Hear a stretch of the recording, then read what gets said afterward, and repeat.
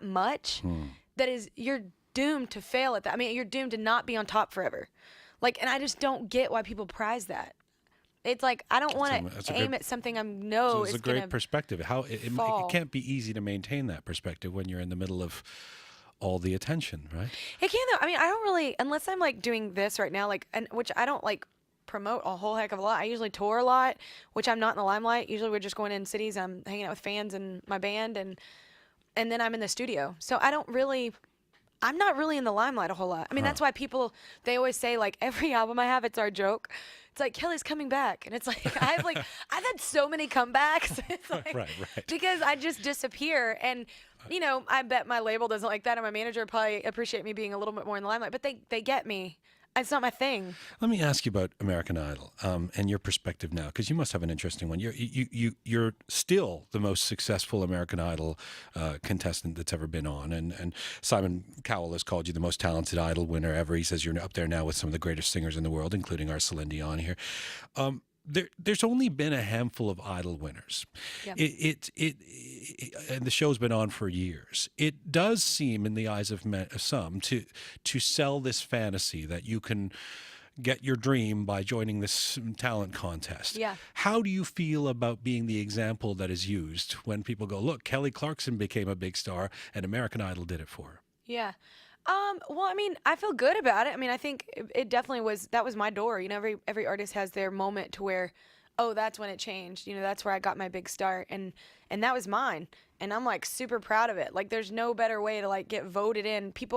Millions of people wanted an album before I even had a song, like, or an album. Like, they wanted, that's like, I'm super proud of that. But I don't know. I just think I hate when people, I'll go on the show now, and you go to different seasons, and people have I think the worst thing in the world is entitlement. I was talking to some friends, actually. One of the friends is in there, and we were talking about, like, that's kind of the worst thing is entitlement, and people just feel entitled all of a sudden, like, right off the bat. Right. And it's like, that's the worst. It's your own worst enemy, because, like, you need to get out of your own way, and, like, I think people just need to enjoy the ride, regardless if it's because I know so many people that are so sickly talented, way more talented than I am, and it's just not aligning of the stars. It's just not going to happen. Like, I don't know why, like, who's chosen and who's not. Like, I don't know why, but the thing is, though, is I think it's really bad when you go out of the shows and they're just like, oh, well, I'm going to do this because Kelly Clarkson did, or Karen did, or Chris Daughtry did, or whatever. And it's like, that shouldn't be your goal. There's expectations or projections of who you are that happen when you're an American Idol winner, too. Yeah. How hard has it been to break out of that mold? Not hard for me.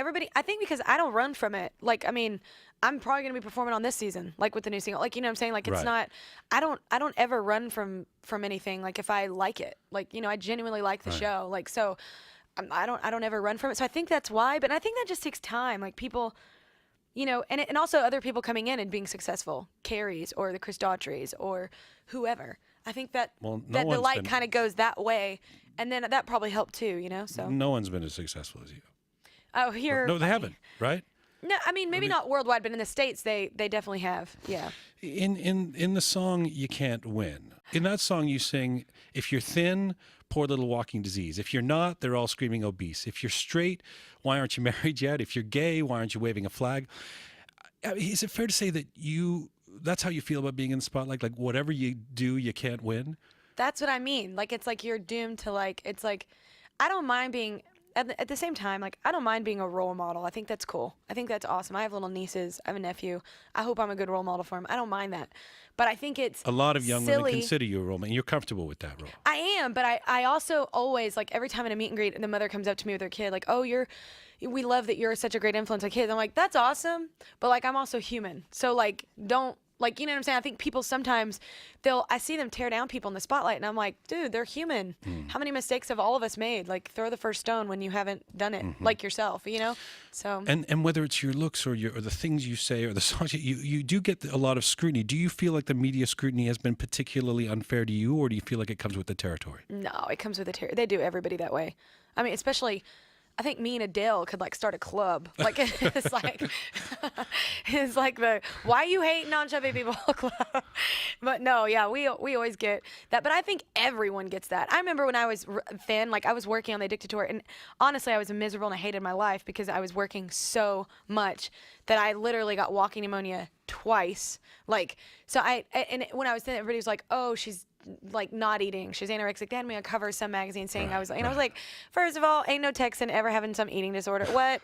We like to eat. I could never be anorexic if I really tried. I have to be on like a deserted island with nothing around Where me. does this confidence Like- come from to be able to get past that stuff? Is that the Texan thing? Is that I mean, part yeah, of really and I mean, what- I went through a lot of. I think I'm one of those people where I think your whole life is preparation. Like, so I think that my childhood and my high school years, and I did suffer from bulimia for like 3 months in high school. I remember it vividly because one of my friends, my guy friends, kind of figured it out, and I remember being so embarrassed, and it was kind of cold turkey. I was like, wait, I was like, that is so like not me. Like that's not, and I just, a girl talking to me that she did it and I was trying it, whatever.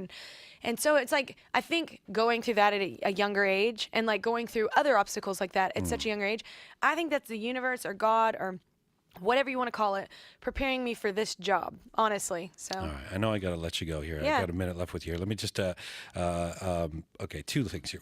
First of all, just announcing that you're coming on. There's all this excitement from fans of yours that were excited cool. that you were coming on the show. Some people were saying, ask her about the politics thing, the Ron Paul thing. So it seems like Lord. anything and everything you say gets media attention. Which is so sad. In December, you tweeted words of support for Ron Paul, and that angered some of your followers. Were you surprised by the backlash that you got for I that? think the only thing that why I was surprised is like, I mean, I'm a very open person, like in interviews, and I'm very, I think people know me. Like, I don't hide anything.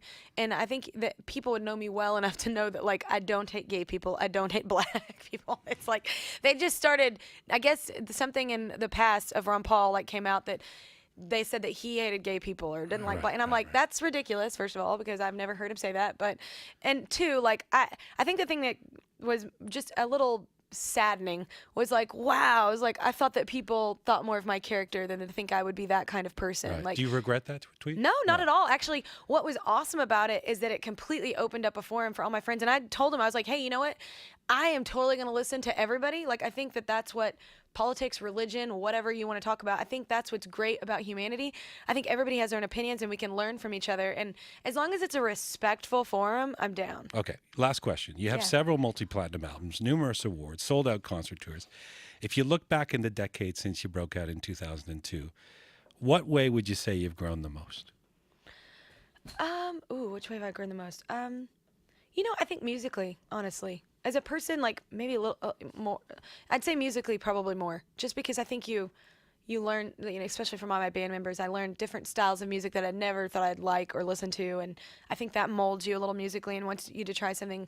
It makes you want to try different things. So probably musically from Idol, because I was a kid, and I can remember in Texas, so they only play a selected amount of music there. So yeah, no, I think probably musically I've grown more. Thank you so much for Yeah, your time. no, Thanks thank for you. your candor and Thank thanks for you. doing all that you do. I appreciate Yeah. it.